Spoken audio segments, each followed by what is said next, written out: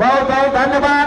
सम्मानित साथियों, अभी हम लोगों के बीच में बहुजन समाज पार्टी के राष्ट्रीय महासचिव, सांसद राज्यसभा माननीय सतीश चंद्र मिश्रा साहब, जो आज इस कार्यक्रम के मुख्य अतिथि हैं, जो विधानसभा चकिया 383 सुरक्षित पर आज पधारे हुए हैं। माननीय मुख्य अतिथि सतीश चंद्र मिश्रा साहब जी का इस मंच के माध्यम से, विधानसभा चकिया के माध्यम से, जनपद चंदौली के माध्यम से हार्दिक अभिनंदन और स्वागत किया जाता है। और एक बार जोरदार ताली बजाकर माननीय मुख्य अतिथि जी का स्वागत करिए।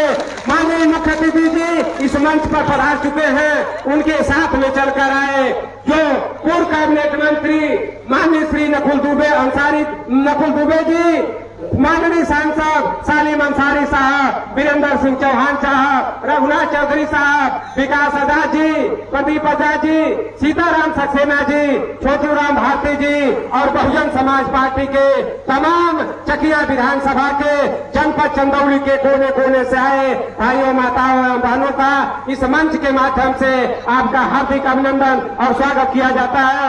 हम चाहेंगे कि जो हमारे साथी हैं मुख्य अतिथि जी का आए माला पहराकर स्वागत करने का काम करें, तब आगे का कार्यक्रम बढ़ाया जाएगा। सम्मानित साथियों, तत्काल माला लेकर आइए अंदर से। मेरे भाई मान जाइए, नहीं कुर्सी ले लीजिए। अभी इस सामने हमारे जो मीडिया के साथी हैं, हमारे पत्रकार साथी हैं, आप लोग बीच का स्थान उनको देने का कष्ट करेंगे। हमारे सम्मानित साथी पत्रकार साथियों का जो जगह है उनको देने का काम करें। कपिल मिश्रा साहब आए हैं, जो नकुल दुबे जी के इस मंच के माध्यम से हार्दिक अभिनंदन स्वागत किया जाता है। आप लोग एक बार जोरदार ताली से स्वागत करिए। सम्मानित साथियों, आप लोग जोरदार स्वागत करिए कपिल मिश्रा साहब का। सम्मानित साथियों, इस मंच पर माननीय मुख्य अतिथि महोदय जी और कपिल मिश्रा साहब और सालिम अंसारी साहब का माला पहराकर स्वागत करेंगे। सम्मानित साथियों, हमारे चंदौली जिले के जिलाध्यक्ष और मंच पर हमारे तमाम साथी, विधानसभा अध्यक्ष के साथी, जो कोऑर्डिनेटर साथी हैं, सभी साथियों से मेरा आग्रह है कि आप माला पहराकर स्वागत करें। सम्मानित साथियों,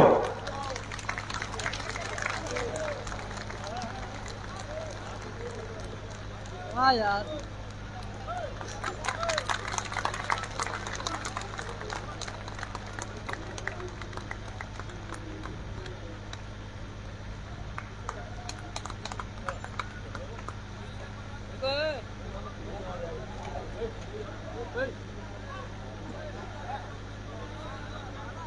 अभी हम लोगों के बीच में पूर्व कैबिनेट मंत्री माननीय श्री नकुल दुबे जी का आप स्वागत करें, माला पहराकर स्वागत करें।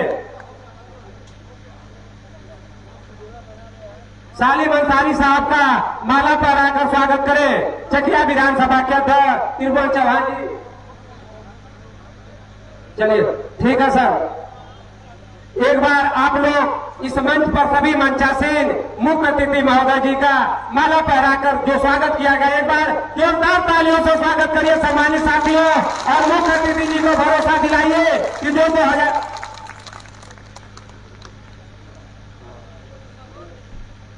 हमारे दिनेश चौहान जी आप आए, मुख्य अतिथि जी का स्वागत करें।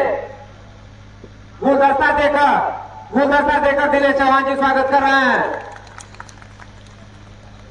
मुस्लिम समाज से नसीम बाबा, आप कहीं भी उर्सेरा सर सिद्दीकी जी, यशवंत विष्णु भारती जी, मुख्य अतिथि महोदय का गुलदस्ता देकर स्वागत करें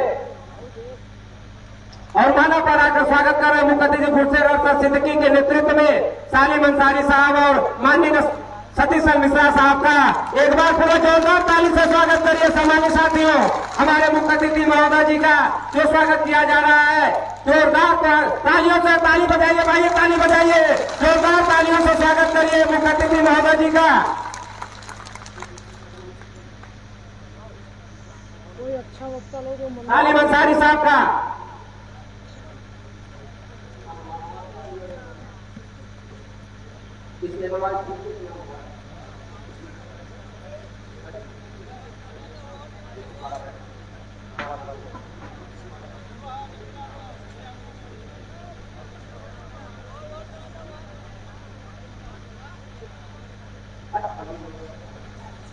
स्मृति चिन्ह लेकर आइए भैया जल्दी।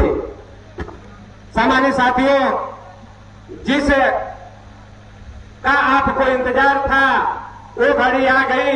जो बहुजन समाज पार्टी के कर्णधार हैं, जो बहुजन समाज पार्टी के राष्ट्रीय महासचिव हैं, सांसद राज्यसभा हैं, हम लोगों के गार्जियन हैं, बहुजन समाज पार्टी को आज बहन जी को 5वीं बार उत्तर प्रदेश का मुख्यमंत्री बनाने के लिए सर्व समाज के सम्मान में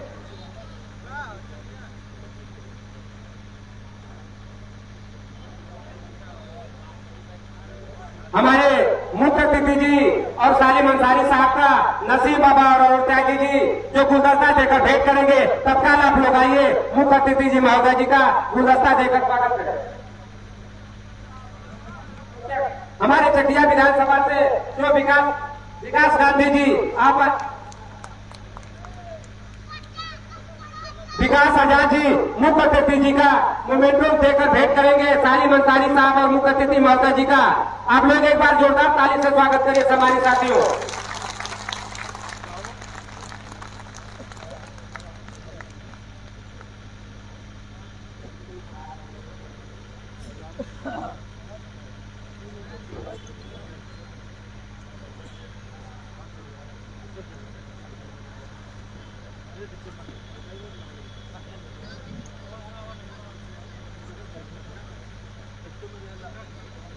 सामान्य साथियों, हम चाहेंगे कि अगले वक्ता के कड़ी में जो बहुजन समाज पार्टी के युवा साथी जो सब समाज को जोड़ने का काम कर रहे हैं, हम लोगों के गार्जियन जो पूर्व कैबिनेट मंत्री नकुल दुबे के पुत्र कपिल मिश्रा जी से चाहेंगे, हमारे माननीय साहब सतीश मिश्रा साहब जी के पुत्र हैं, हम चाहेंगे कि आप आए। सादर आपसे निवेदन है कि आप आए, अपने विचारों को रखें।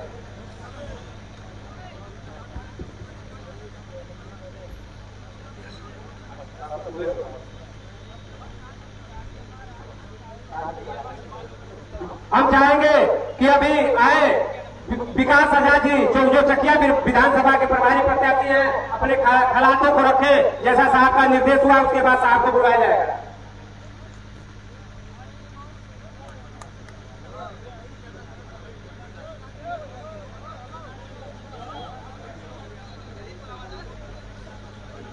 भैया इधर न लो तो मेरे भाई, फ्रेम बेकार हो जा रहा है। सर्वप्रथम करुणा के सागर तथागत बुद्ध के चरणों में नमन वंदन करता हूँ। साथ ही साथ मतलब ये हिले ना, जब टीवी फ्रेम होता है वो बेकार हो। भारतीय संविधान के निर्माता परम पूज्य बाबा साहब डॉक्टर भीमराव अंबेडकर के चरणों में श्रद्धा का सुमन अर्पित करता हूँ। साथ ही साथ वामसेव, BS4 और बहुजन समाज पार्टी के संस्थापक और इस सोती हुई कौम को जगाने वाले मान्यवर मसीहा कांसी राम साहब के चरणों में श्रद्धा का सुमन अर्पित करता हूं। साथियों, साथ ही साथ बहुत बहुत धन्यवाद, आभार प्रकट करता हूं बहुजन समाज पार्टी की राष्ट्रीय अध्यक्ष माननीय बहन जी का, कि जो मुझ जैसे छोटे से कार्यकर्ता पर भरोसा जताकर इस चकिया विधानसभा की कमान देकर यहां प्रत्याशी प्रभारी घोषित किया है। माननीय बहन जी के दीर्घायु होने की कामना करता हूं। साथियों, आज के इस बैठक में हमारे मुख्य अतिथि माननीय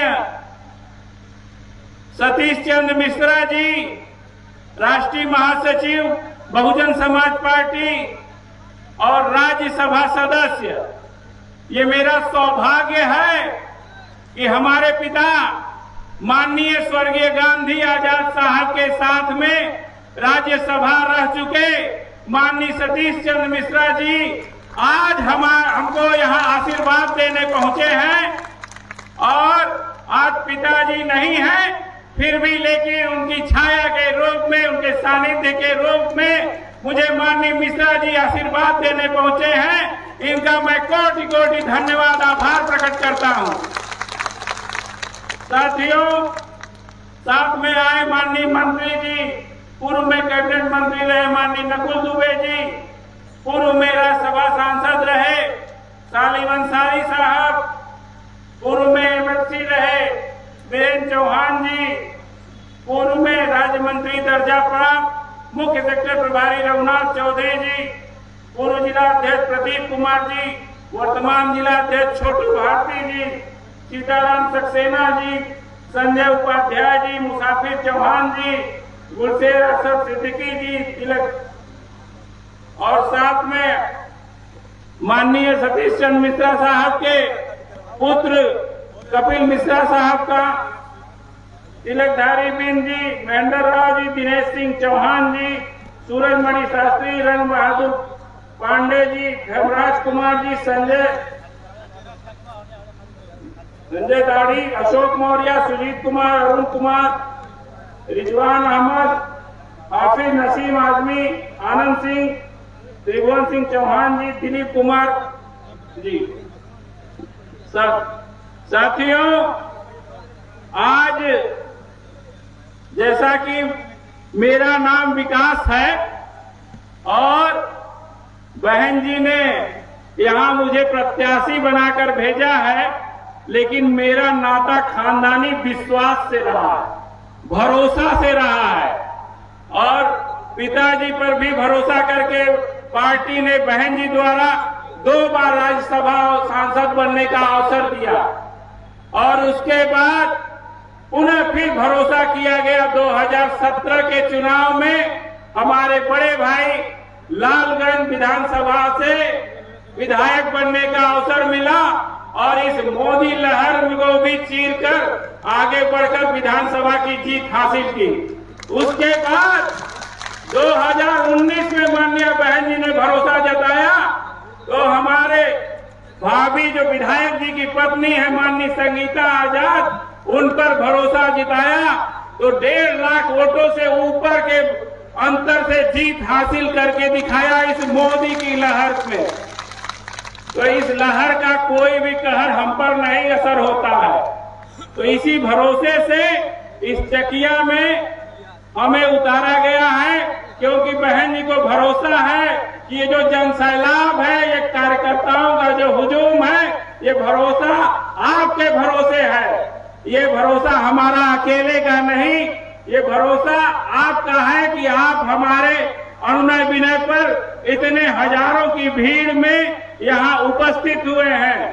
साथियों, मैं बहुत बहुत धन्यवाद आभार प्रकट करना चाहता हूँ कि हमारे छोटे से समय में, थोड़े समय के तैयारी में, और ये मैदान मेरे ख्याल से खचाखच भर गया है। कहीं कोने में भी जगह जहां तक हमको लग रहा है दिखाई नहीं दे रही है, और बाहर भी जगह नहीं है। साथियों, हम यहाँ 8 साल से आपकी सेवा में, संगठन में समर्पित रहे हैं, और ये छीतो ग्राम में निवासी हैं, और आपके समर्पित कार्यकर्ता होने के नाते बहन जी ने भरोसा जताया और हमें आपके बीच में उम्मीदवार बना के भेजा, क्योंकि एक कार्यकर्ता ही कार्यकर्ता का सम्मान कर सकता है। इस भरोसे से बहन जी ने, क्यों, और हमारा बूथ अध्यक्ष और सेक्टर अध्यक्ष ही हमारा जमीन पर हमारा भाई है, हमारा साथी है। हमको उससे ऊपर नहीं रहना है। जब विधायक बनने के बाद भी, विधायक बनने के पहले भी आप साथियों से कंधा से कंधा मिलाकर आपके साथ चलना है।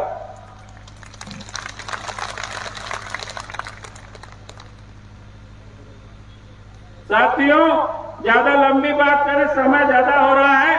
आप लोग बहुत बहुत दूर से आए, आपका आभार प्रकट करते हुए अपनी वाणी को विराम देता हूं। जय भीम, जय भारत, नमो बुद्धाय।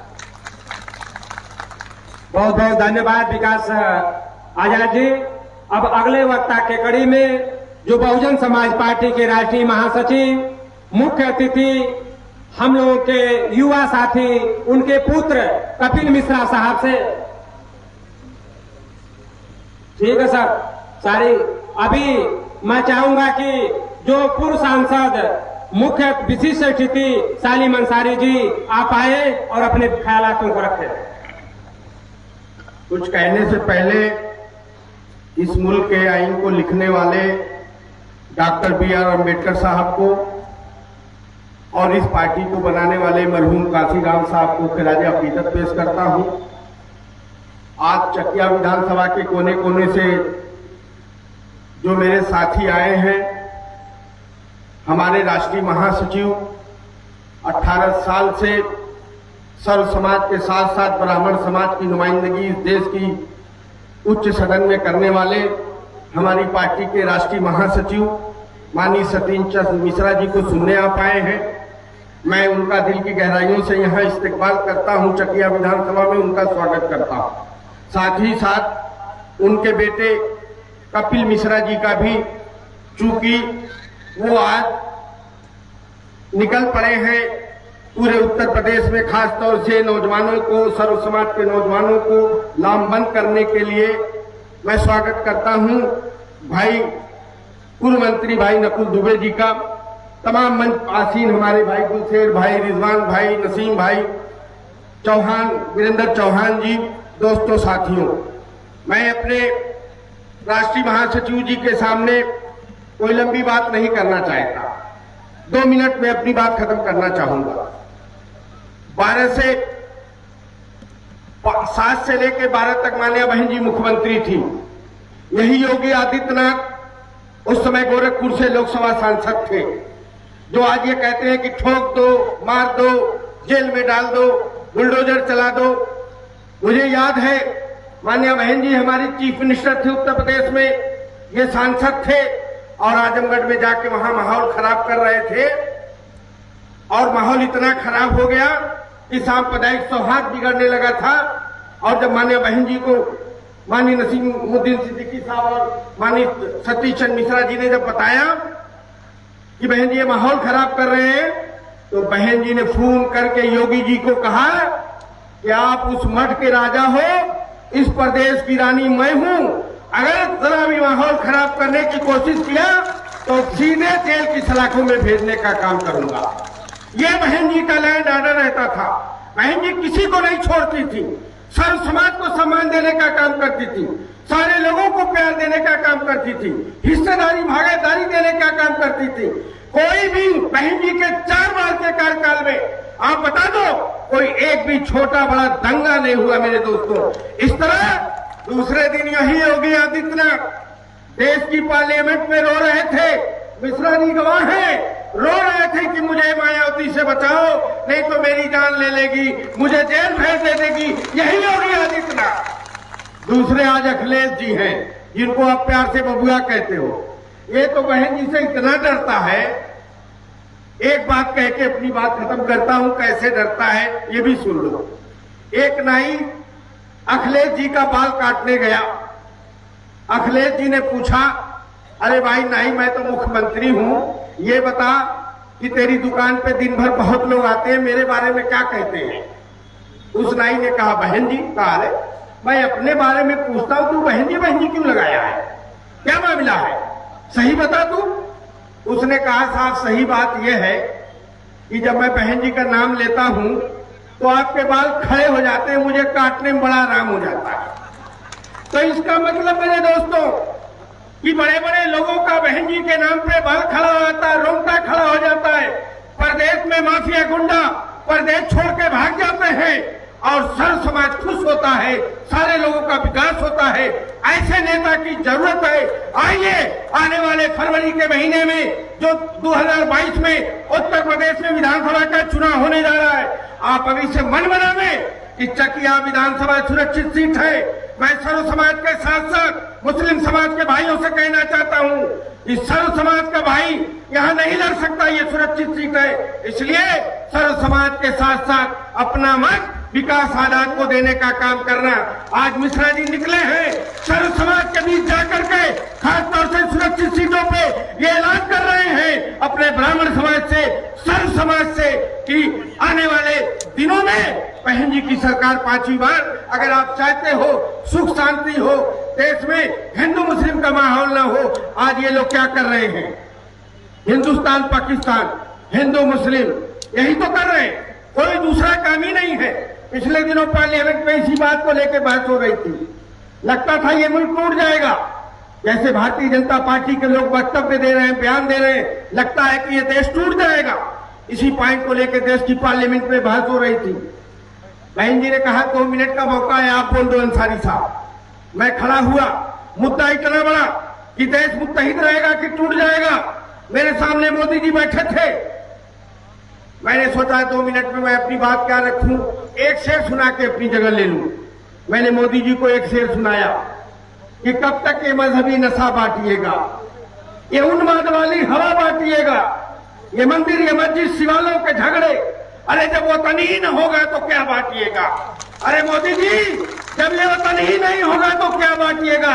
इसलिए अपने मंत्रियों से कहो कि जबान पे लगाम लगावे, संयम बरते, ऐसी भाषा का इस्तेमाल न करें जिससे किसी मजहब जाति को ठेस पहुंचे। इसलिए दोस्तों, समय कम है। मैं अपने नेता का स्वागत करते हुए माननीय मिश्रा जी हमारी पार्टी के राष्ट्रीय सचिव है, माननीय बहन जी के बाद आज उन्होंने पूरे प्रदेश में आज बड़ी बड़ी मीटिंगें करके आपको जगाने का काम करते हैं कि क्यों बहन जी जरूरी है। आएंगे, बताएंगे, और भी जो हमारे साथी अपनी बात रखेंगे। मैं इन्हीं चंद अल्फाज के साथ अपनी बात खत्म करता हूँ। जय भीम, जय भारत, खुदा हाफिज। बहुत बहुत धन्यवाद।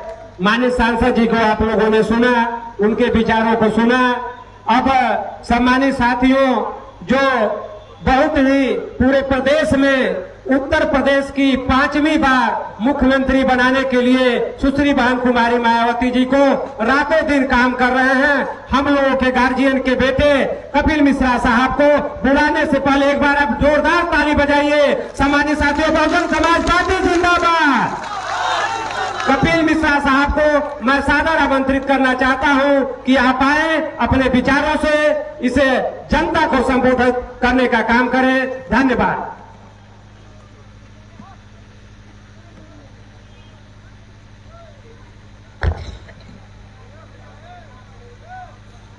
मंच पे उपस्थित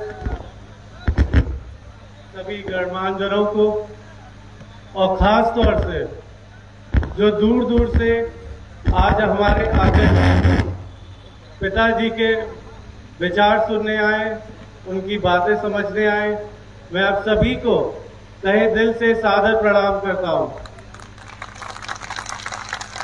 साथियों, आप सबको, हम सबको आदरणीय बहन जी के शासनकाल के वक्त को याद करने की जरूरत है। उस समय सभी लोग कितने सुरक्षित थे, खास तौर से इस प्रदेश की महिलाएं। आदरणीय बहन जी से अच्छा महिलाओं का दुख दर्द और कोई नहीं समझ सकता है। उनका शासनकाल खत्म होते ही यहाँ गुंडा राज शुरू हो चुका है। आप हर रोज न्यूज चैनल खोलिए या न्यूज़पेपर खोलिए, कम से कम 5 से 7 महिलाओं के साथ हुए उत्पीड़न की खबरें छपती ही रहती हैं। इस सरकार ने ऐसी ही स्थिति का वादा किया था। पिछले लगभग 10 साल से इस प्रदेश की जनता के साथ, खास तौर से हमारे युवा साथी भाई बहनों के साथ सिर्फ धोखा देने का काम किया इस सरकार ने।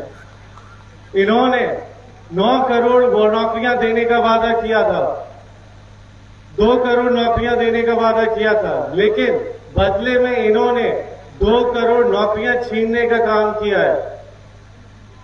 साथियों, कोरोना काल के वक्त भी जो लोग बेरोजगार हुए थे या उनको दूर दूर अलग प्रदेशों से अपना काम छोड़कर वापस मजबूरी में अपने प्रदेश आना पड़ा था, उनको आज तक रोजगार नहीं मिला है। और जब भी हमारे नौजवान युवा साथी भाई बहन और बेरोजगार साथी, वो लोग जब अपनी रोजगार की मांग लेके, नौकरी की मांग लेके इस सरकार के पास जाते हैं, तो इनको ये बदले में सिर्फ लाठी और डंडे ही देती है। आरक्षण के नाम पे भी सिर्फ धोखा देने का काम कर रही है सरकार। साथियों, चाहे वो रेलवेज हो या और कोई सरकारी यूनिट हो, एक एक करके सब ये प्राइवेट कंपनीज के हाथों में बेचने का काम कर रही है। और ये आप सब लोग अच्छे से जानते हैं, प्राइवेट कंपनीज में कहीं कोई आरक्षण नहीं होता है।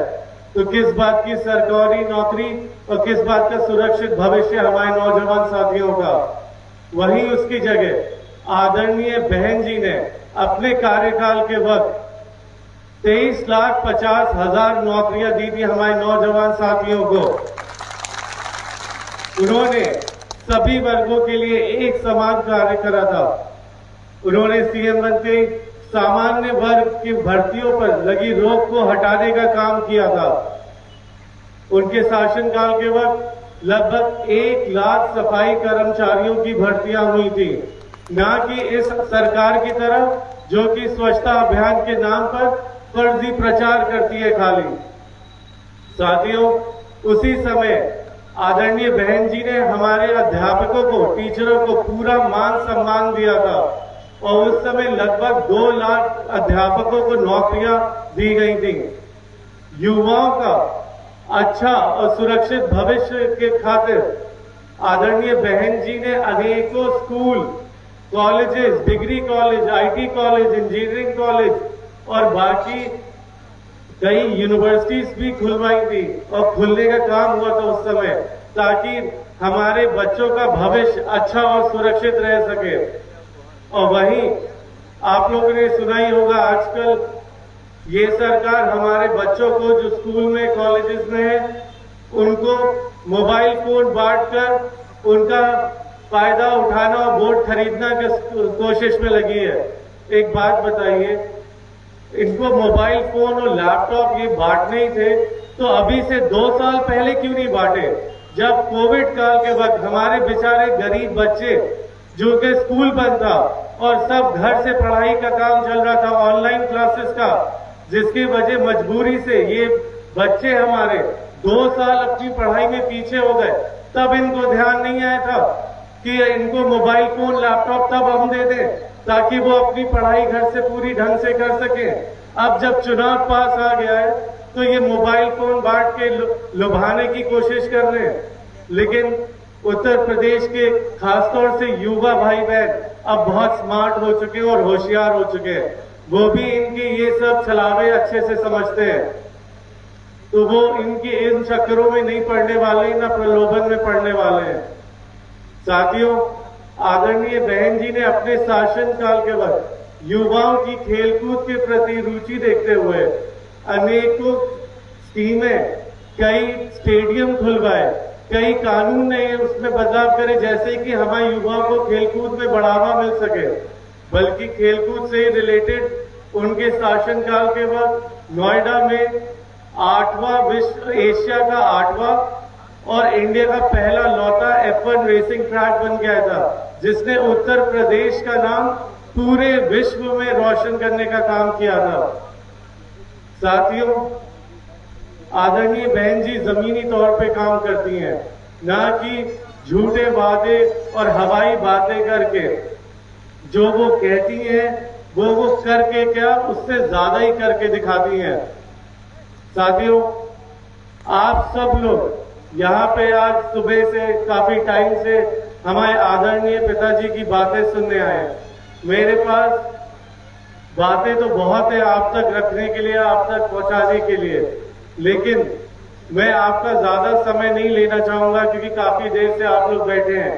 लेकिन मैं ये वादा करके जाता हूं, मैं ये एक बार नहीं, दोबारा आऊंगा, तिबारा आऊंगा, 4 बार 5 बार, जितनी बार आना पड़ेगा। खासतौर से अपने नौजवान युवा साथी भाई बहनों की तकलीफें, दिक्कतें, उनकी मदद का कंधे से कंधा लड़ा के साथ देने के लिए मैं हमेशा आता रहूंगा, आपकी तकलीफें समझने के लिए। और मैं चाहूंगा आप सब लोग सोशल मीडिया, जो इस समय एक बहुत बड़ा हथियार है, जिसका सबसे गलत इस्तेमाल ये सरकार करती है, सिर्फ अपने झूठे प्रचार और झूठी वादे, अफवाहों के तरह फैलाने में। मैं चाहूंगा आप सब लोग, क्योंकि अब हर कोई, चाहे बड़े से बड़ा शहर हो, छोटे से छोटा गांव हो, हर कोई सोशल मीडिया में है, हर किसी के पास मोबाइल फोन है, चाहे फेसबुक हो, इंस्टाग्राम हो या तो फिर व्हाट्सएप तो है ही है। मैं चाहूंगा आप लोग इसके जरिए हमसे जुड़िए और अपनी जो बातें, तकलीफें आप सरकार तक नहीं पहुंचा पा रहे, आप उसके जरिए हम तक पहुंचाने का काम करिए। और मैं वादा करता हूँ आपकी एक एक तकलीफ नोट की जाएगी और मैं अपने पिताजी के थ्रू या आदरणीय बहन जी तक आपकी सारी तकलीफें, आपकी सारी दिक्कतें पहुंचाने का काम करूंगा और पूरा प्रयास करा जाएगा। ये आश्वासन आदरणीय बहन जी ने खुद मुझे दिया गया कि पूरा प्रयास करा जाएगा, खास तौर से नौजवान भाई बहनों की उनकी तकलीफों को दूर करने का, उनका समाधान करने का पूरा प्रयास किया जाएगा। सबसे पहले जैसे ही आदरणीय बहन जी 5वीं बार इस प्रदेश की मुख्यमंत्री बन के आएंगी और यहाँ पे आपकी खुद की सरकार जब बनेगी तब आपका भविष्य, आपके परिवार का भविष्य, खासतौर से युवा साथी भाई बहनों का भविष्य अगर सुरक्षित और सेफ है तो फिर वो सिर्फ और सिर्फ आदरणीय बहन जी के हाथों में है। तो इसीलिए मैं चाहूंगा जो बातें आज आप हमारे आदरणीय पिताजी की जो विचार सुने उनको यहाँ छोड़ के मत जाइए। उन सभी को आपको अपने साथ लेके जाना है और घर घर जाके पहुंचाना है और जो भी आपको डराने दबाने की कोशिश करता है तो उसको बता दीजिए कि अब हम डरने दबने वाले नहीं हैं, क्योंकि आदरणीय बहन जी 5वीं बार इस प्रदेश की मुख्यमंत्री बन के आ रही है और जिसको आप ये बताएंगे वो खुद ब खुद डर के कहीं अपने बिल में या कहीं घर में घुस के छुप के बैठ जाएगा। इन्हीं बातों के साथ मैं आप सबसे आज्ञा लेना चाहूंगा। जय भीम, जय भारत, जय परशुराम। बहुत बहुत धन्यवाद। सम्मानित साथियों, आप लोगों ने बड़े भाई परम आदरणीय जो युवा साथी जो उत्तर प्रदेश के कोने कोने जाकर युवाओं को जोड़ने का काम कर रहे हैं और बहन जी का 4 बार का किया हुआ जो कार्य लोगों को बीचे में रखने का काम कर रहे हैं, ऐसे युवा साथी हम लोगों के बड़े भाई कपिल मिश्रा जी साहब का एक बार जोरदार ताली बजाकर स्वागत करिए। सम्मानित साथियों, जो कि आप लोगों ने इनके विचारों को सुना है। सम्मानित साथियों, मैं अब अगला मैं चाहूंगा कि अभी जिला के तरफ से हमारे जिलाध्यक्ष छोटू भारती जी जो मुख्य अतिथि महोदय जी को जो मोमेंटो भेंट करेंगे, उनके साथ और कुछ सम्मानित साथी हैं, हम चाहेंगे कि आप लोग मोमेंटे भेंट करने का काम करें। कपिल मिश्रा के अब जो इस विधानसभा के महासचिव दिनेश जी जो मोमेंटो भेंट करेंगे, धर्मराज भारती जी आप लोग मोमेंट भेंट करेंगे, हम चाहेंगे कि आप लोग जाएं।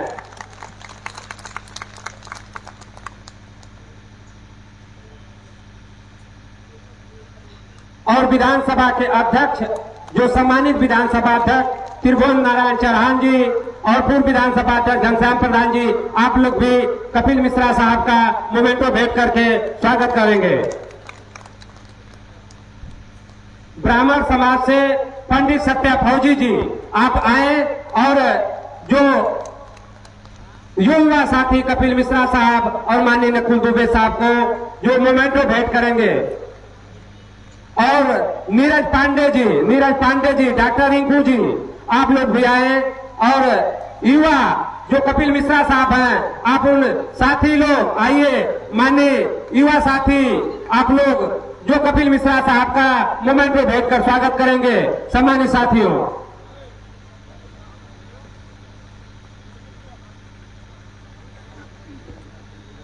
शैलेश चौधरी, गुडलक भारती जी, सतीश भारती जी आप लोग भी आ जाइए, तत्काल मंच पर आ जाएं, पर जल्दी आइए।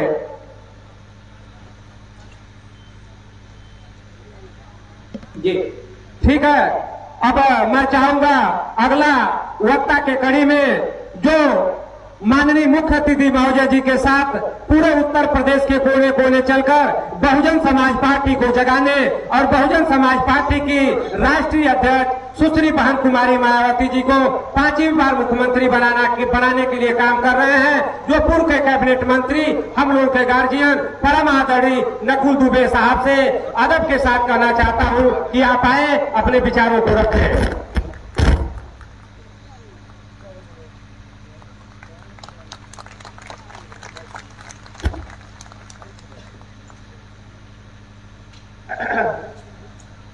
अगर मेरी आवाज जा रही है तो हमारी कुछ माताएं बहनें खड़ी हुई हैं और हमारे कई नौजवान साथी मुझे अगल बगल कुर्सियों पर बैठे दिखाई पड़ रहे हैं। तो ये हम सबका पहला दायित्व बनता है कि हमारी माताएं बहनें अगर खड़ी हैं तो हम लोग पहले उनको स्थान देकर के बैठाने का कार्य करें। अगर संभव हो तो कृपया उन्हें कुर्सी देने की कृपा करें। सर्वप्रथम भारतीय संविधान के रचयिता परम पूज्य बाबा साहब भीमराव अम्बेडकर एवं बहुजन समाज पार्टी के संस्थापक माननीय कांशीराम साहब को श्रद्धा सुमन अर्पित करते हुए आज इस चकिया चंदौली के पवित्र स्थल में भाई विकास आजाद जी को विधानसभा पहुंचाने के लिए आयोजित इस विशाल बैठक में मुख्य अतिथि के रूप में पधारे हम सबके मार्गदर्शक, हम सबके प्रेरणा स्रोत माननीय सांसद राज्यसभा बहुजन समाज पार्टी के राष्ट्रीय महासचिव परम आदरणीय सतीश चंद्र मिश्रा जी, सालिम अंसारी साहब पूर्व सांसद, मेरे छोटे भाई कपिल मिश्र जी, सम्मानित अग्निहोत्री साहब, यहां पर बैठे हुए हमारे प्रत्याशी महोदय विकास आजाद जी, यहां पर विधानसभा अध्यक्ष महोदय, जिलाध्यक्ष महोदय और सभी हमारे सम्मानित बहुजन समाज पार्टी के पदाधिकारी बंधुओं, सामने की ओर बैठे हुए मेरे सम्मानित बड़े बुजुर्गों, मेरी माताओं बहनों, मेरे नौजवान साथियों और बहुजन समाज पार्टी के जाबाज सिपाहियों, आज आप सब लोगों को यहां पर इतनी विशाल संख्या में देख करके एक बात तो निश्चित हो चली है कि चकिया विधानसभा से, चंदौली विधानसभा से अपना विधायक विकास आजाद होकर के ही विधानसभा पहुंचने का काम करेगा, ये मुझे पूरा विश्वास। आप सब लोग, अधिकांश लोग मिशन वाले हो ना? मिशन वाले हो? मेरे साथ आवाज मिलाओगे? पक्का है? जय भीम और ललकार के जय भीम। बहुजन समाज पार्टी जिंदाबाद, बहुजन समाज पार्टी जिंदाबाद, बहन कुमारी पार्टी जिंदाबाद, बहन कुमारी पार्टी जिंदाबाद, जिंदाबाद जिंदाबाद।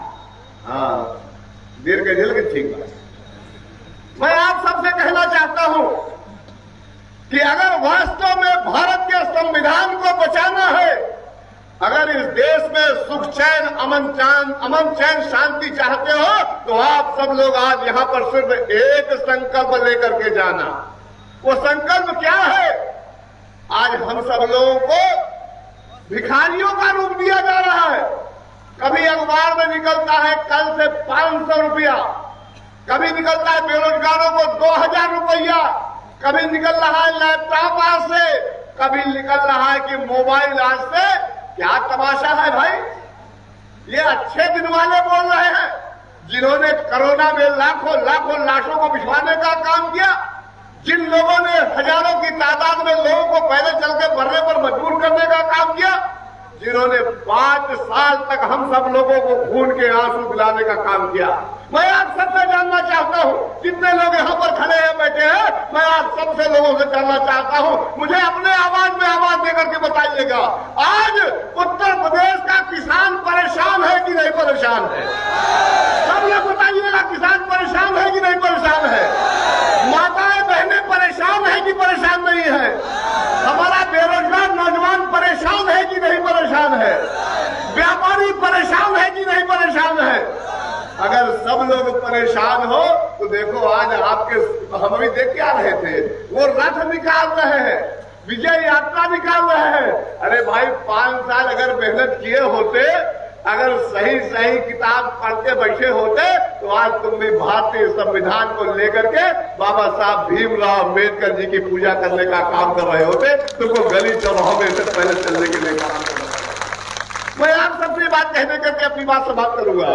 दोस्तों, यहां तक जाइएगा, लेकिन जब यहां से गेट के बाहर निकलिएगा तो आपके मन में बाबा साहब भीमराव अम्बेडकर जी द्वारा दिया गया संविधान होना चाहिए। आरक्षण पर चर्चा चल रही है चारों तरफ। अरे आरक्षण है कहां? किधर दिखाई पड़ रहा है आपको आरक्षण? किस पर मिल रहा है आरक्षण की सुविधा? जब आपका नगर पालिका रही नहीं गया है, जल निगम रही नहीं गया है, बिजली विभाग रही नहीं गया है, रेलवे रही नहीं गया है, अगर कुछ रहा ही नहीं सरकारी तो आरक्षण किसको दे दोगे भाई, कौन दे देगा? अब तो हमारे नौजवानों को ठेके पे नौकरी मिलेगी। ठेका क्या है? ठेका वो ऐसी बीमारी है कि आपको 200 साल पहले की याद दिलाएगा। 200 साल पहले आप गुलाम हुआ करते थे और ये गुलामी आपके देश में, आपके प्रदेश में फिर से लाई जा रही है। कैसे? आपको 20,000 रुपए तनख्वाह पर नौकरी में रखा जाएगा। वो ठेकेदार का जो साहब है वो रखेगा, आपसे हर महीने 20,000 पर दस्तखत कराएगा और 5,000 रुपया ऐसे पकड़ाएगा जैसे मालूम पड़ रहा है तो आपको भीख देने का काम कर रहा है। ये आज नौजवानों की हालत इस प्रदेश की सरकार ने कर दी है। और आज इस प्रदेश में सबसे बड़ी अगर बगावत किसी को करना चाहिए तो हमारे नौजवान भाइयों को, हमारे उन शक्तियों को करना चाहिए कि तुमको जब तक हम उठा करके इस प्रदेश से बाहर नहीं भेज देंगे, हमारा नौजवान एक भी शाम में बैठने का काम नहीं करेगा। क्या तमाशा है भाई? आपने पूरे के पूरे 4.5 साल तक पूछा नहीं, लेकिन जब चुनाव आ गया, आज यहाँ हेलीकॉप्टर, कल वहां हेलीकॉप्टर, परसों वहां हेलीकॉप्टर। अरे तुम्हारे पिताजी ने हेलीकॉप्टर लेके तुमको दिया है क्या? आपकी मेहनत की, आपकी गाड़ी कमाई की, आपको अस्पताल में बिस्तर नहीं दे पाए, आपको ऑक्सीजन नहीं दे पाए, आपको दवाइयां नहीं दे पाए। आज फोटो क्या खिंचा रहे हैं? 5 किलो गेहूं या चावल। वाह! हम लोग 2021 के नागरिक हैं, हम लोग 21वीं सदी के नागरिक हैं। जब एक तरफ बुलेट ट्रेन की बात कर रहे हो, एक्सप्रेस वे की बात कर रहे हो, लंबे लंबे ख्वाब दिखा रहे हो और बताते हो कि हमने लोगों को टीका लगवा दिया। अरे भाई, टीका लगवाने की नौबत क्यों आई? टीका लगवाने की नौबत इसलिए आई कि जब तुमने कोरोना की महामारी फैली हुई थी तो तुम गली गली गांव गांव चुनाव कराने का काम कर रहे थे, वहां पर गुंडागर्दी फैलाने का काम कर रहे थे। दोस्तों, मैं आपसे एक बात कहकर अपनी बात विराम करूंगा। डरने की जरूरत नहीं है। इंसान सिर्फ एक बार मरता है। अगर हमको रोज रोज मरना पड़े तो हमको ये सौगंध ले लेनी चाहिए कि चाहे हमारा प्राण रहे चाहे न रहे, हम जब तक इनको उखाड़ करके प्रदेश से बाहर नहीं पहुंचा देंगे, हमको चैन से बैठने का काम नहीं करना पड़ेगा। मैं अंत में यही कहना चाहता हूं, मुख्य अतिथि महोदय को बुला रहा हूं, सब लोग गंभीर हो जाइएगा। जैसे ना, जैसे पंडित जी लोग वो देते ना, वो अच्छा दे के एकदम मौन बता देते हैं। सब लोग माननीय मुख्य अतिथि महोदय को आखिर तक उनकी एक एक बात को गांठ बांध करके इस गेट के बाहर निकलिएगा कि उन्होंने क्या कहा है, क्या संदेशा दिया है। और जब यहां से चकिया लेकर निकलिए बाहर तो पूरी की पूरी विधानसभा में, पूरे के पूरे जनपद में और जहां जहां से आप लोग आए हैं, प्रत्येक जगह घर घर कोने कोने में ये संदेशा देने का काम करिएगा कि माननीय राष्ट्रीय महासचिव परम आदरणीय सतीश चंद्र मिश्रा जी ने ये संदेशा दिया है, बहन जी का पैगाम दिया है, ये जन जन तक फैलाना है, भारतीय संविधान को बचाना है, इस प्रदेश को बचाना है। दोस्तों, न हिंदू खतरे में है, न मुसलमान खतरे में है। आज आपका उत्तर प्रदेश और हिंदुस्तान खतरे में है। अगर बचा सकते हो तो बचा लो। मैं आमंत्रित करता हूं बहुजन समाज पार्टी के राष्ट्रीय महासचिव परम आदरणीय सतीश चंद्र मिश्रा जी को, कृपया माइक पर आए, हम सबको आशीर्वाद दे और हम सब लोगों को संकल्प दिलाए कि जब तक आदरणीय बहन कुमारी मायावती जी को 5वीं बार प्रदेश का हम लोग मुख्यमंत्री नहीं बना लेंगे, हम लोग चैन से बैठने काम नहीं करेंगे। बहुत बहुत धन्यवाद। जय भीम, जय भारत। माननीय मुख्यमंत्री बहुजन समाज पार्टी जिंदाबाद, बहुजन समाज पार्टी जिंदाबाद, कुमारी मायावती जी जिंदाबाद, कुमारी मायावती जी जिंदाबाद, सतीश चंद्र मिश्रा साहब जिंदाबाद, सतीश चंद्र मिश्रा साहब जिंदाबाद, कपिल मिश्रा साहब जिंदाबाद, नकुल दुबे साहब जिंदाबाद।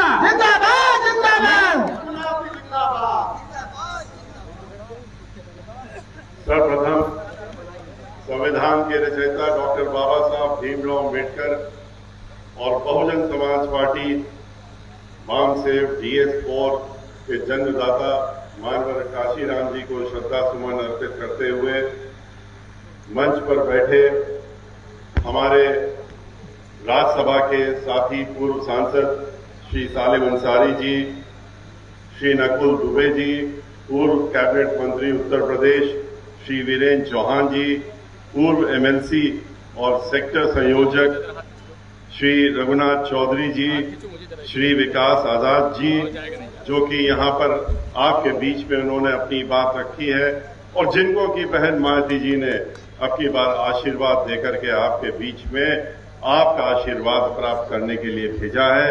और जैसा कि अभी नकुल दुबे जी ने कहा कि अब इतनी अपार भीड़ देख करके ये विश्वास हो गया है कि ये तो यहां से अब विधायक, इनको हम लोग आज से मानना शुरू करें। इनके पिताजी हमारे बहुत पुराने साथी थे। हम लोग राज्यसभा में एक साथ थे जब हमारा, अब तो 18वां वर्ष चल रहा है राज्यसभा में।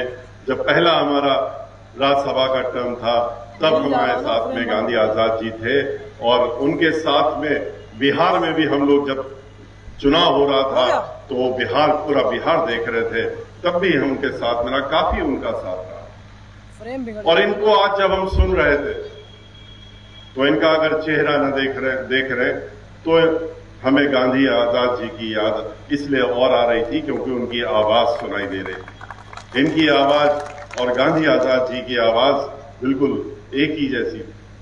तो इसलिए मैं खास तौर से आप सब लोगों से अपील करूंगा कि ये हम लोगों के जो भतीजे आपके बीच में चुनाव लड़ रहे हो, जिन्होंने इतनी मेहनत आपके बीच में करी है, वो तो इसी से दिख रही है कि आप लोग इतनी भीड़ में और इतनी देर से यहाँ पर इकट्ठा हैं कि आप इनको अपना प्रत्याशी, हम लोगों बहुजन समाज पार्टी का प्रत्याशी, इनको न मानते हुए अपने आप जितने लोग यहाँ पर हैं अपने आप को प्रत्याशी मानकर और फिर इनके हाथ मजबूत करने का काम करिए। और फिर निश्चित रूप से बहुजन समाज पार्टी को कोई यहाँ से, हमारे विश्वास आजाद जी को यहाँ से, हम विश्वास नाम इनका इसलिए ले रहे हैं क्योंकि इन्होंने अपना नाम बदल दिया और इन्होंने कहा कि अब हमको विश्वास है। तो इनके ऊपर विश्वास करते हुए कि ये आप लोगों की पूरी देखभाल करने का काम करेंगे, और जब चुनाव जीतेंगे तो जिस तरीके से अभी आपके बीच में है, चुनाव के बाद भी आपके बीच में दिन रात 24 घंटे आपके बीच में रहने का काम करेंगे। श्री प्रदीप कुमार जी, पूर्व जिलाध्यक्ष, श्री सीताराम सक्सेना जी, छोटू राम भारती जी, संजय उपाध्याय जी, यहाँ पर बैठे बहुत सारे हमारे साथी हैं और सभी हमारे महत्वपूर्ण नेता हैं। उन सबके नाम आपके बीच में लिए जा चुके हैं, उनको दोहराने का काम न करते हुए यहाँ पर उपस्थित हमारे सभी जो कार्यकर्ता हैं, इतनी बड़ी संख्या में आए हैं, हमारे माताएं, बहनें और मीडिया के बंधुओं, भाइयों, इस समय उत्तर प्रदेश में जो चुनाव होने जा रहे हैं उसमें अब समय कितना बचा है? सिर्फ 10 दिन का समय बचा है। 10 दिन के अंदर अंदर चुनाव की घोषणा हो जाएगी और उसके बाद हम लोग चुनाव के मैदान में होंगे और चुनाव की तैयारी कर रहे होंगे। इसलिए इन 10 दिनों में आपको अपना पूरा का पूरा समय बहुजन समाज पार्टी को जिताने के लिए और बहन मायावती जी को उत्तर प्रदेश का 5वीं बार मुख्यमंत्री बनाने के लिए आपको देने की अपील करने में आया। आपने अपने लिए तो समय आप देते रहे हैं, लेकिन असली समय जो अपने लिए आप देने का काम करेंगे वो ये 10 दिन में, और फिर उसके बाद चुनाव जबकि घोषणा होने के बाद में जिस दिन तक मतदान होता है, वो जो समय आप देंगे वो सही माने में जब आप पार्टी को देंगे तो यही का समय आप अपने लिए, अपने घर वालों के लिए, अपने समाज के लिए, अपने इस क्षेत्र के लिए और अपने जो आपकी आने वाली भी पुश्तें हैं उनके लिए भी देने का काम करेंगे।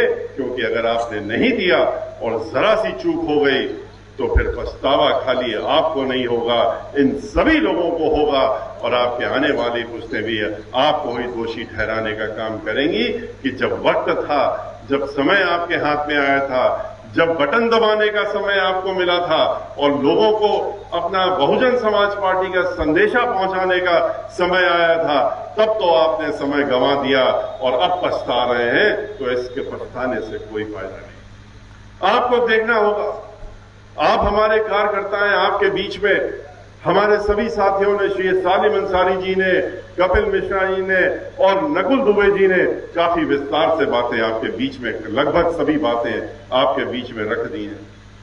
हमें ज्यादा कुछ कहने की जरूरत नहीं क्योंकि आपके बीच में सभी बातें रखी गई, लेकिन फिर भी आपसे अपनी कुछ बातें करना चाहूंगा, कहना चाहूंगा।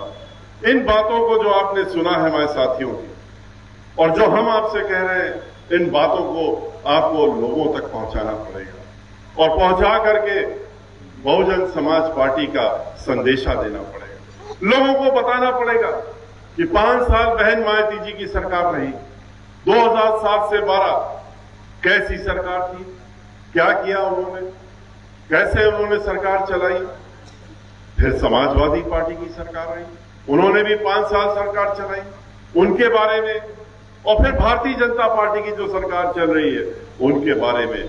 जब तीनों सरकारें लोगों ने देख ली हैं, तीनों मुख्यमंत्री के रूप में लोगों को देख लिया है, तो अब निर्णय करना बड़ा आसान हो गया, क्योंकि अब बताने की जरूरत नहीं है कि कौन अच्छा है और कौन बुरा है, कौन कैसा काम करेगा, क्योंकि तीनों के कार्य लोगों ने देख लिए। सिर्फ बताने की जरूरत है कि किसने कैसा कैसा काम किया। बहन मायावती जी ने क्या किया था। बहन मायावती जी जब 5 साल की पूर्ण बहुमत की सरकार जो 17 वर्षों बाद उत्तर प्रदेश में आई थी, तो उन्होंने क्या किया था। उन्होंने सर्व समाज को लेकर के चलने का काम किया। उन्होंने सर्वजन हिताय सर्वजन सुखाय का सिर्फ नारा ही नहीं दिया, उन्होंने सर्वजन सुखाय और सर्वजन हिताय की सरकार को बनाने का भी काम किया। ये लोग आज नकल करने का काम करते हैं, इस नारे को भी चुराने का काम करते हैं, लेकिन करते क्या है ये भी किसी से छुपा नहीं है। समाजवादी पार्टी की सरकार जब वो आई तो उनको एक ही वर्ग के लोग दिखते थे, एक ही जात विशेष के लोग दिखते थे। उनका चश्मा सिर्फ वहीं पर लग जाता था, चाहे ऊपर से नीचे लेकर के कोई भी काम होना हो तो वही दिखते थे। इसके बाद भारतीय जनता पार्टी की सरकार आई। अब उनके मुख्यमंत्री को देख लीजिए, उनके मुख्यमंत्री को भी एक ही वर्ग विशेष नजर आता है, एक ही जात के लोग नजर आते हैं और सिर्फ उसी वर्ग विशेष के लोग उनको पसंद भी आते हैं, उन्हीं के लिए कारक होता है। वो चाहे कुछ भी कर लें, चाहे जितनी भी गुंडागर्दी कर लें, माफियागर्दी कर लें, जैसे समाजवादी पार्टी की सरकार के कुछ खास लोग वर्ग विशेष के लोग करते थे, तो उनके लिए पीठ थपथपाई जाती है। औरों से क्या कहा जाता है, अगर कुछ कर भी ना रहे हो तो भी रोज खड़े होकर के माइक में धमकाने का काम करते हैं। मुख्यमंत्री जी हम तो बुलडोजर लेकर के आए हैं, बुलडोजर चलाने का काम करेंगे। अरे मैं माननीय मुख्यमंत्री जी से कहना चाहता हूं, अब इस तरह की धमकियों का वक्त गया। अब चुनाव आ गया है, अब 4.5 साल पौने 5 साल निकल चुके हैं। अब ताकत जो है जनता के हाथों में आ गई है, उनके हाथों से चली गई है। और जनता के हाथ में जब ताकत आ जाती है तो वो सबक सिखा देती है, बड़ों को सबक सिखाने का काम करती है और बुलडोजर चलाने का भी काम करती है। और अब की बार इस सरकार के ऊपर जो बुलडोजर वो दिखाने का काम करते हैं, इसका मुंह मोड़ करके जनता उनकी सरकार, उनकी जो पार्टी की सरकार चल रही है उस पर चलाने का काम अब की बार जनता करेगी और अपनी सरकार बनाने का काम करेगी। बहुजन समाज पार्टी की सरकार बनाएगी, जो कि उनकी अपनी सरकार है, जिसमें विकास होता है, विनाश की बात नहीं होती है, विकास करने की बात हम लोग करते हैं। इनकी तरह तोड़ फोड़ करने की बात नहीं करते हैं, इनकी तरह धमकाने डराने की बात नहीं करते हैं, इनकी तरह ये नहीं कहते हैं कि तुमको ठोक देंगे और तुमको ऊपर पहुंचा देंगे। और पहुंचाने का काम भी इन्होंने किया है, वो भी सबने देखा है। और किस तरह से ये जो अभी की सरकार है, मुख्यमंत्री जी के लिए जो अभी सरकार चल रही है, उसमें लोगों ने देखा कैसे वर्ग विशेष के लोग अलग अलग उनको नजर आते हैं कि इन्हीं को ठोकना है, इन्हीं को ऊपर पहुंचाना है। ब्राह्मण समाज उसमें सर्वोपरि है। 500 से ज्यादा ब्राह्मण समाजों की हत्या हो गई। 100 से ज्यादा को इन्होंने जो शब्द इस्तेमाल करते हैं ठोकने का, एनकाउंटर करने का काम किया इन्होंने। और उसके बाद कहते हैं कि अभी तो बहुत रह गए हैं, 5 साल और दे दो, इन ब्राह्मण समाज के लोगों को उत्तर प्रदेश से बाहर में भेजने का काम ये हमारी जिम्मेदारी है। इनको ये मालूम होना चाहिए, यहां 10, 20, 100, 500 आपने मार दिए या उनको आपने मरवाने का काम कर दिया। ब्राह्मण समाज 500 नहीं है, ब्राह्मण समाज 14% और 16% के बीच में है, 3 करोड़ के ऊपर है। और 3 करोड़ ब्राह्मण समाज के लोगों ने छोड़ दीजिए उन लोगों को जो आपके साथ में गुलदस्ते की तरह लगे हुए हैं, जिनको कि आपने मंत्री तो बना दिया है और गुलदस्ते सजा दिए हैं कि बाएं और एक दाएं, लेकिन उनके हाथ में आपने कलम भी नहीं देने का काम किया है, उनको आदेश जारी करने की ताकत नहीं दी है। उनसे कहा है खाली ये गुलदस्ते की तरह बैठे रहो, उनको छोड़ दीजिए। उनके साथ में कुछ लोग लगे हैं वो उनको छोड़ दीजिए, लेकिन अब की बार समूचा का समूचा ब्राह्मण समाज भाईचारा बना के दलित समाज के साथ में, पिछड़े वर्ग समाज के साथ में, अल्पसंख्यक समाज के साथ में, बहन मायावती जी के साथ में 2007 की तरह खड़ा हो गया है। और अब की बार पूर्ण बहुमत की सरकार जैसे 2007 में बनवाई थी वो अब की बार भी बनवाने का काम करेगा। और इसका नतीजा अभी 2 महीने बाद आ भी जाएगा, तब मुख्यमंत्री जी खुद भी देख लेंगे कि प्रदेश के बाहर कौन जाता है। प्रदेश में जो बाहर से आए हैं, उत्तराखंड से आए हैं प्रदेश में, वो उत्तराखंड वापस जाते हैं, या जहां जो 3 करोड़ ब्राह्मण समाज के लोग उत्तर प्रदेश में रह रहे हैं वो ब्राह्मण समाज के लोग उत्तर प्रदेश छोड़ के जाते हैं, ये देखने को हमको 3 महीने बाद मिल जाएगा। भाइयों, भारतीय जनता पार्टी की सरकार जो चल रही है और जिसके नेतृत्व में चल रही है, वो सभी को मालूम है कि कितना दलित विरोधी है, किस तरह से ये पिछड़े वर्ग को देख नहीं सकते। अगर इनके उप मुख्यमंत्री भी साथ में खड़े होते हैं पिछड़े वर्ग के, जैसे कि ब्राह्मण समाज के उप मुख्यमंत्री इनके खड़े होते हैं एक बाएं एक दाएं, तो उनकी तरफ देखने का भी काम नहीं करते हैं, उनके हाथ में ताकत देने की बात तो जरूर है। इस तरह से कार्य चल रहा है सरकार में। अल्पसंख्यक समाज को डराने, धमकाने, भयभीत करने का काम करते हैं उत्तर प्रदेश में। बहन मायावती जी की सरकार थी, भाईचारा बनाने का काम किया था। समाजवादी पार्टी की सरकार थी, सबने देखा कि किस तरह से जब सरकार बनी थी तो क्या क्या नहीं हुआ। 134 दंगे उत्तर प्रदेश में जो हुए, उन्होंने तो न भूतो न भविष्य, इस तरीके से 134 दंगे करा के दिखा दिए कि हमारी सरकार बनी तो हमने 134 दंगे करा दिए। दंगे होते नहीं है, दंगे कराए जाते हैं। और ये भारतीय जनता पार्टी और ये समाजवादी पार्टी जो एक दूसरे से मिले रहते हैं, ये मिलजुल करके योजना बना करके अपने वोट की राजनीति करने के लिए इस तरह के दंगे फसाद कराने का काम करते हैं। अब ये छुपा नहीं है, ये सब लोगों के सामने आ गया। वरना अगर जब दंगे हो रहे थे, जब लोगों को मारा जा रहा था, घर जल रहे थे, मकान जल रहे थे, तो समाजवादी पार्टी के मुखिया वहां पर सफाई में नाच गाना न देख रहे होते, वहां पर लोगों के फिल्मी सितारों के साथ में मजे न ले रहे होते, वो दंगों को रोकने की कोशिश कर रहे होते। लेकिन ऐसा नहीं किया। बहन मायावती जी की सरकार थी, याद करिए, एक भी दंगा फसाद नहीं हुआ, न कोई डरता था, आपस में भाईचारा रहता था। डरते कौन थे?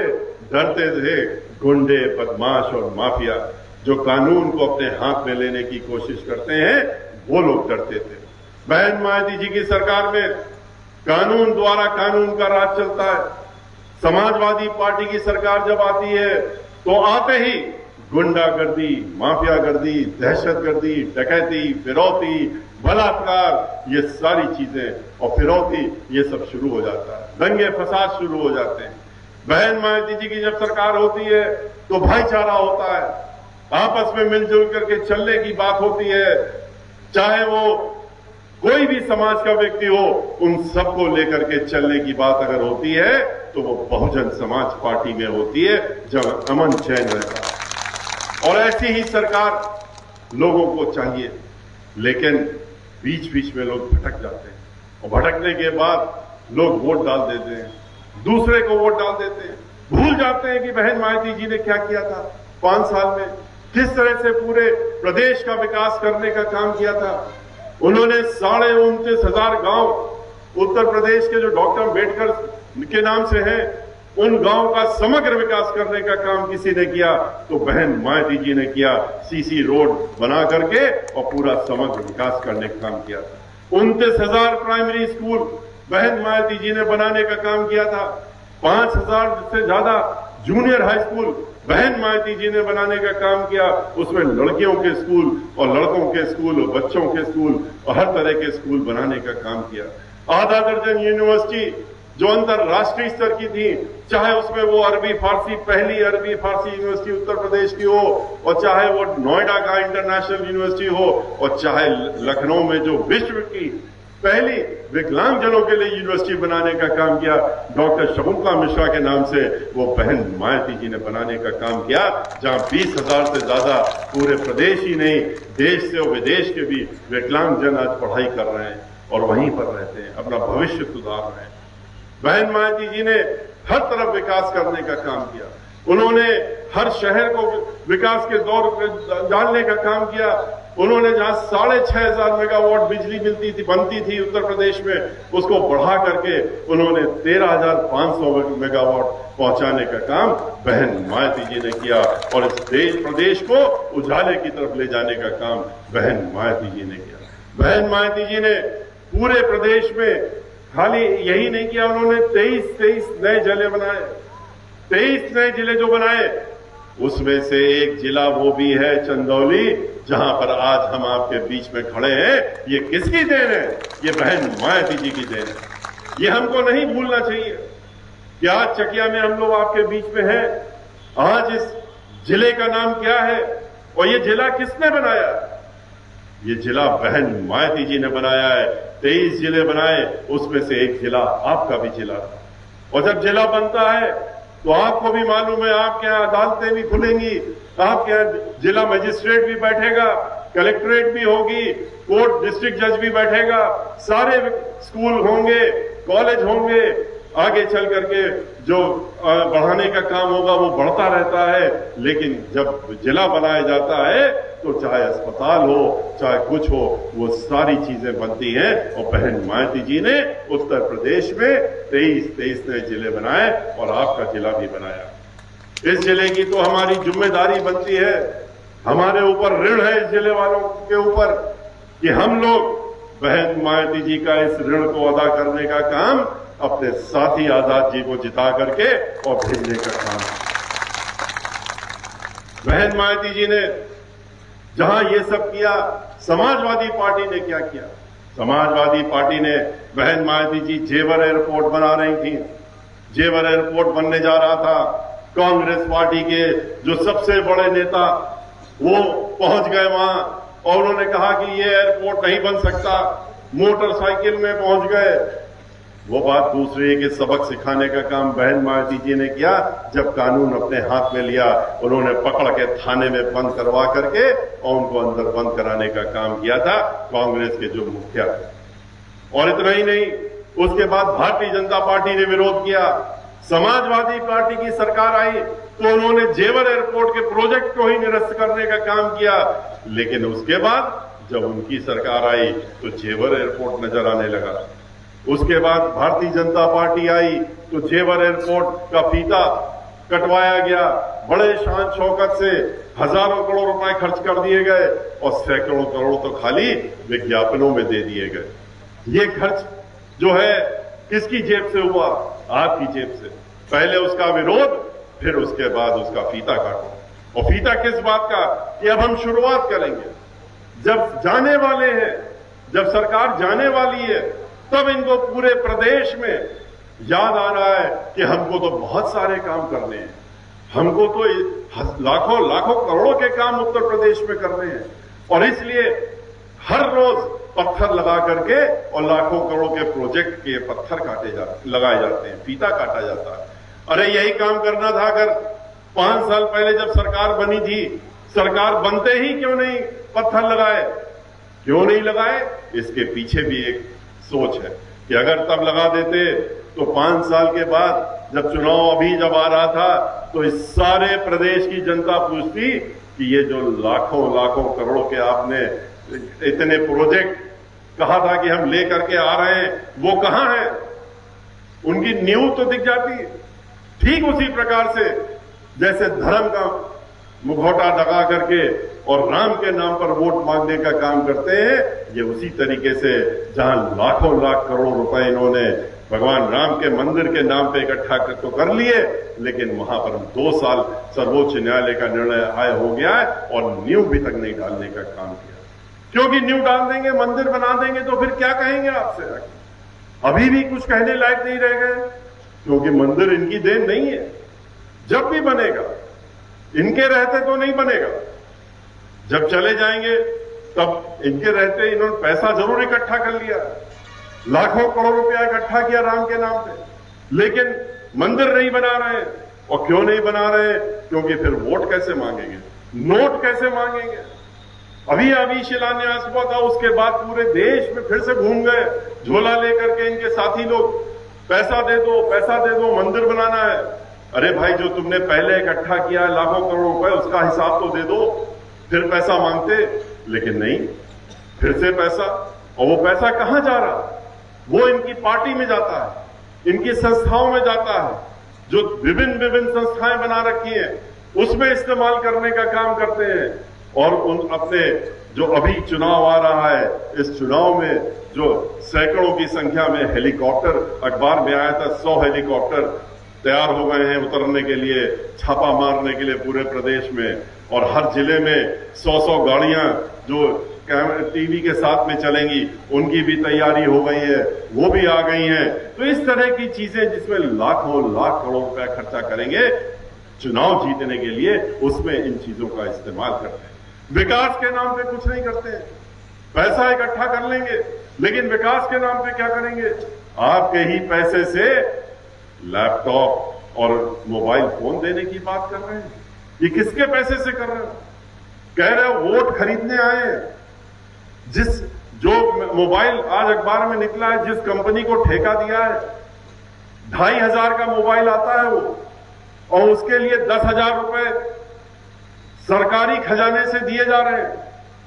10 से वो 15,000 में देने की बात हो रही है, क्योंकि उसमें भी भ्रष्टाचार है। 2,500 का मोबाइल दे करके कहते हैं 1 लाख युवकों को 2,500 के हम मोबाइल देंगे, 7,500 हर मोबाइल के नाम से अपनी जेब में रखेंगे, भ्रष्टाचार के रूप में रखेंगे। और क्या ये 2,500 के मोबाइल से उसका जीवन चल जाएगा? उस बच्चे को क्या इससे खाना मिल जाएगा? उसको तरक्की मिल जाएगी? उसको नौकरी मिल जाएगी? उसको हर महीने की तनख्वाह मिलेगी 2,500 के मोबाइल से? उसको लेके क्या करेगा? वो चाटेगा क्या? उसके पास तो उसमें सिम कार्ड, अपना जीवन सुधार सके, अपना जीवन एक सम्मानजनक तरीके से जी सके, इसकी तैयारी बहन मायावती जी करती हैं। और हर महीने 50,000 के ऊपर अपनी जेब में रख के नौकरी से पाए, ऐसी व्यवस्था बहन मायावती जी करती हैं। लेकिन इनके साथ में इनकी सोच जो है, इनके झूठे वादे हैं, उनका एक सिलसिला शुरू हो गया। उन झूठे, ये आज कहा जाता है कि बहुत ही अच्छे मुख्यमंत्री हो गए, बहुत अच्छी सरकार है, बहुत उपयोगी मुख्यमंत्री हैं। इनका उपयोग कहां दिख रहा है? सड़कों में तो नहीं दिख रहा है, कहीं और तो नहीं दिख रहा है। उपयोग तो जो दिख रहा है खाली इसमें दिख रहा है कि जो विज्ञापन छप रहे हैं उसी में दिख रहे हैं। 300 करोड़ रुपया महीना, 300 करोड़ रुपया महीना आज से 3 महीने पहले खर्च हो रहे थे। आरटीआई में निकला था अपने विज्ञापनों पे, इनके विज्ञापनों पे। अब तो वो 500 करोड़ पहुंच गया होगा। 300 करोड़ रुपया महीना होता है 3600 करोड़ रुपया सालाना, और अगर आप 5 साल में गुणा कर दीजिए तो 21,000 करोड़ पहुंच गए। 21,000 करोड़ रुपया खाली अपना चेहरा दिखाने के लिए, और चेहरा अखबारों में छपाने के लिए, और ये बताने के लिए कि हम बहुत बढ़िया काम कर रहे हैं। और इस तरह का चेहरा दिखाने के लिए कि लोग डर जाएं, कहते हैं हमसे भयभीत होइए हमारा चेहरा देख करके, हम चेहरा आपको दिखा रहे हैं अखबार में, डरिए हमसे। इसके लिए 21,000 करोड़ रुपए खर्च कर दिए 5 साल में। अरे यही रुपया अगर आपने अस्पतालों में खर्च कर दिया होता, डॉक्टरों के ऊपर कर दिया होता, दवाइयों में कर दिया होता, ऑक्सीजन में कर दिया होता, तो करोड़ों में जो लाखों लाख लोग मर गए, सड़कों में चलते चलते प्रवासी मजदूर मर गए, अपने गोदी में छोटे छोटे बच्चों को लेकर नंगे पैर 300 किलोमीटर 400 किलोमीटर चलने पे मजबूर हो गए तो शायद उनको ये गाड़ी दे देते, बस दे देते, उनको बीच बीच में कहीं रोक करके खाना खिला देते, पानी पिला देते, ऑक्सीजन दे देते, तो शायद लोगों की मौतें ना होती। किस तरीके से लोग, किस तरह से जलाने की भी जगह नहीं मिली, इतनी मौतें, दर्दनाक मौतें सिर्फ इनकी बद इंतजामी की वजह से हुई। लोगों को गंगा नदी में बहाने का काम किया गया, लोगों को नदी किनारे बालू में दफनाने का काम किया गया। वो भी लोगों ने मंजर देखा, किस तरह से जानवर उनको नोचने का काम कर रहे थे, वो भी हम लोग देखा। तो ये सरकार कौन सी है जो कि दलित विरोधी है, ब्राह्मण विरोधी है, किसान विरोधी है, जो नौजवान है, जो कि बेरोजगार हैं, उनकी विरोधी है, जो पिछड़े वर्ग के लोग हैं उनकी विरोधी है, जो अल्पसंख्यक समाज के लोग हैं उनकी विरोधी है, ये जो छोटे व्यापारी हैं उनकी विरोधी है। दलित तो इनके लिए ब्राह्मणों की तरह इनका विरोध दलितों से होता है। और इसीलिए आपने देखा कि कैसे कैसे दर्दनाक दृश्य भी हमको देखने को मिले। किस तरह से हाथरस में हमारे एक छोटी बेटी, उसके साथ में पहले बलात्कार होता है और बलात्कार होने के बाद में जब उसकी मृत्यु हो जाती है तो उसका मृत्यु शरीर भी उसके परिवार वालों को दिलवाने से मना कर देते हैं। हमारे प्रदेश के मुखिया कहते हैं अब जिला मजिस्ट्रेट से कि देखो हम देख रहे हैं, हम टेलीविजन में बैठ करके देख रहे हैं दृश्य वहां का, और देख लेना किसी भी तरीके से उनके परिवार को इस लड़की का शरीर नहीं मिलना चाहिए, क्योंकि ये जो लोग इसमें लगे हुए हैं, जो इसमें फंसे हुए हैं, जो मुलजिम हैं, वो वही है जिनके लिए हम दिन रात मेहनत करके और उनको हमारे साथी लोग, जिस वर्ग के लिए हम काम करते हैं, जो हमारे लिए सर्वोपरि है, उस जाति उस वर्ग के लोग हैं, इनको बचाना हमारी जिम्मेदारी है और इसलिए तुम्हारी भी जिम्मेदारी है। रात के 2:30 बजे किस तरीके से मां को उनके घर वालों को जिंगले में बंद करके वो रोती रही, बिलकती रही, सबने देखा, लेकिन देखने भी नहीं दिया उसका चेहरा, और मिट्टी का तेल डाल करके 2:30 बजे रात में उसको जलाने का काम एक पुलिस वाले से करवाने का काम किया। ऐसी सरकार है, ऐसी कहते मैं संवेदनशील सरकार है। हम तो लोगों के बारे में सोचते हैं, दलितों के बारे में सोचते हैं। दलितों तुम जो हो बहुजन समाज पार्टी को छोड़ दो, तुम बहन मायावती जी का साथ छोड़ दो, तुम हमारे साथ आ जाओ, देखो हम तुम्हारा कितना ख्याल कर रहे हैं, यही ख्याल कर रहे हैं हम तुम्हारे साथ। तो वो अभी चुनाव आएगा, उसके ठीक पहले हम और हमारे साथी लोग तुम्हारी झोपड़ियों में आएंगे, तुम्हारे यहां बैठ करके दस्तरखान बिछा के खाना खाएंगे। असलियत नहीं जानते हैं क्या दलित समाज के लोग? असलियत नहीं जानते हैं क्या गरीब समाज के लोग? इनका असलियत भी जानते हैं।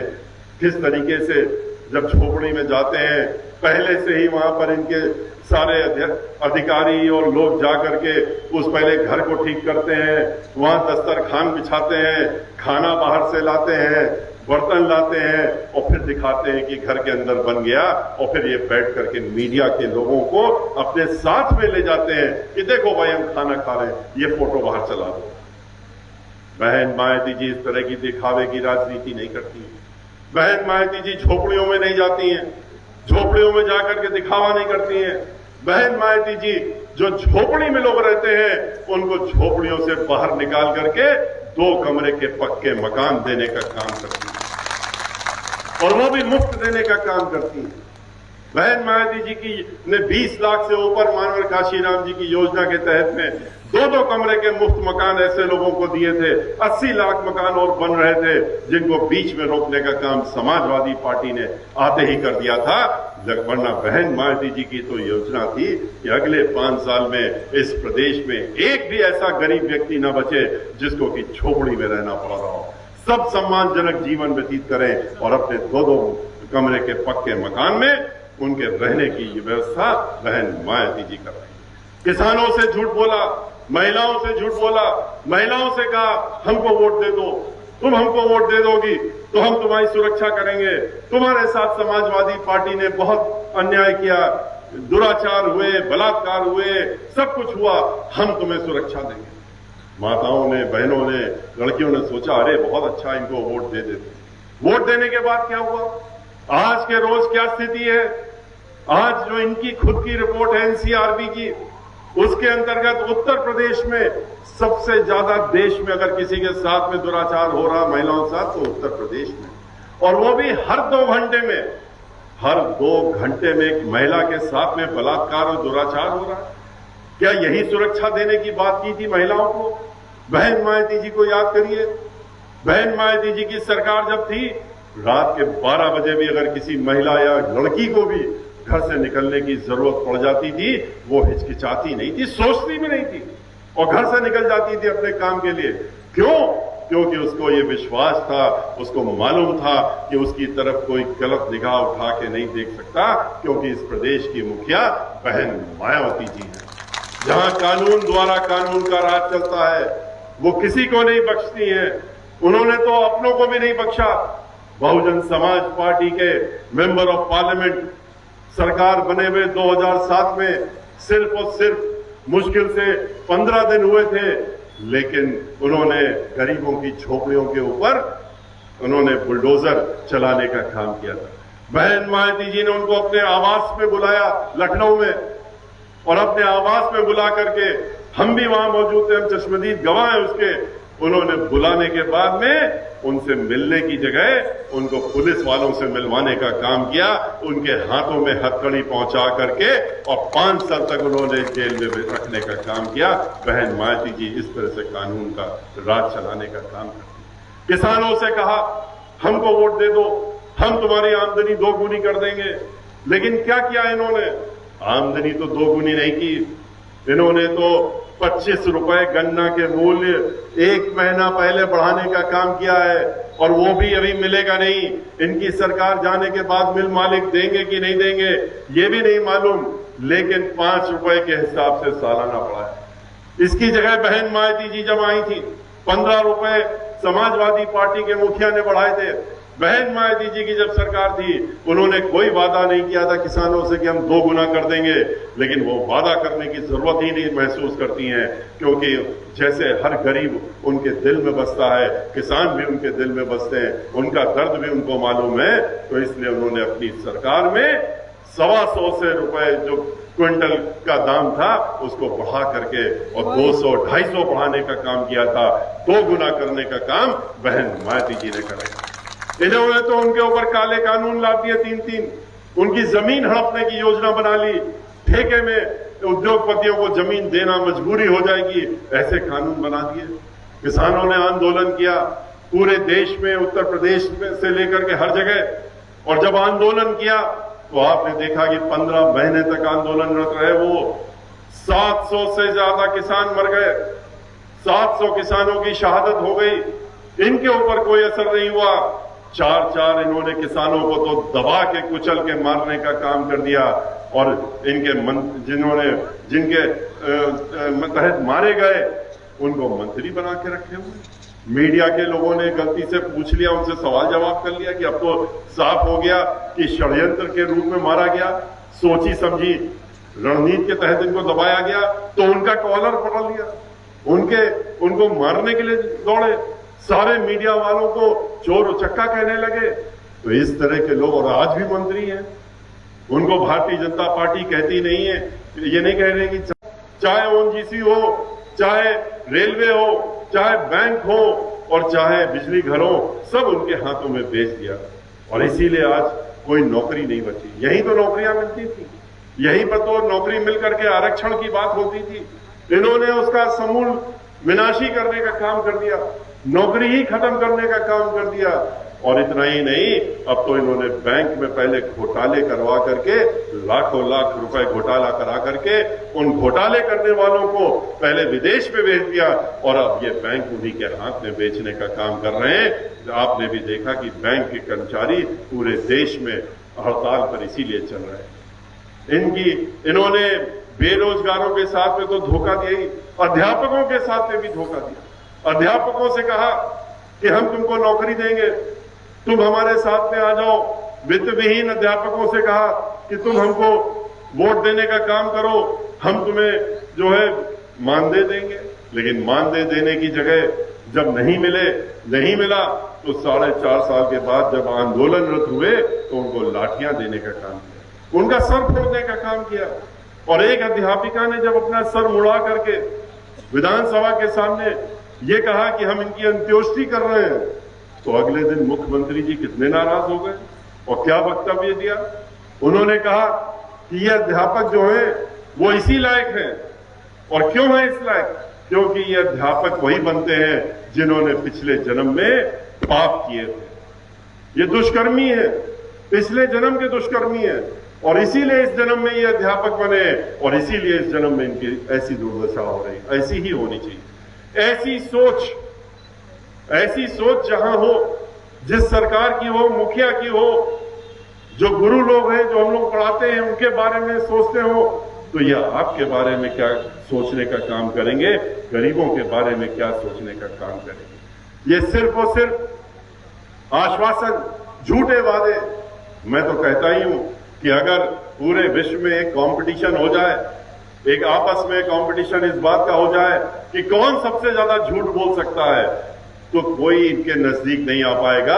भारतीय जनता पार्टी के लोग हर जगह नंबर 1 पे आने का काम करेंगे। इतने झूठ बोलने में ये माहिर है। आपके बीच में अभी फिर आएंगे, फिर से झूठ का पिटारा खोलने का काम करेंगे आपके सामने, और इसी से आपको सतर्क रहना है। इनका असली चेहरा पहचान लीजिए, इनका मुखौटा हटा दीजिए। हटाते ही आपको इनका असली चेहरा दिख जाएगा। किस तरह के लोग हैं ये, किस तरह की सोच रखते हैं, और जिस तरह से समाजवादी पार्टी और ये लोग आपस में मिले रहते हैं, वो 2003 में आपको अच्छी तरह से मालूम है। सरकार किसने बनवाई थी? समाजवादी पार्टी की। समाजवादी पार्टी की सरकार भारतीय जनता पार्टी ने बनाई थी।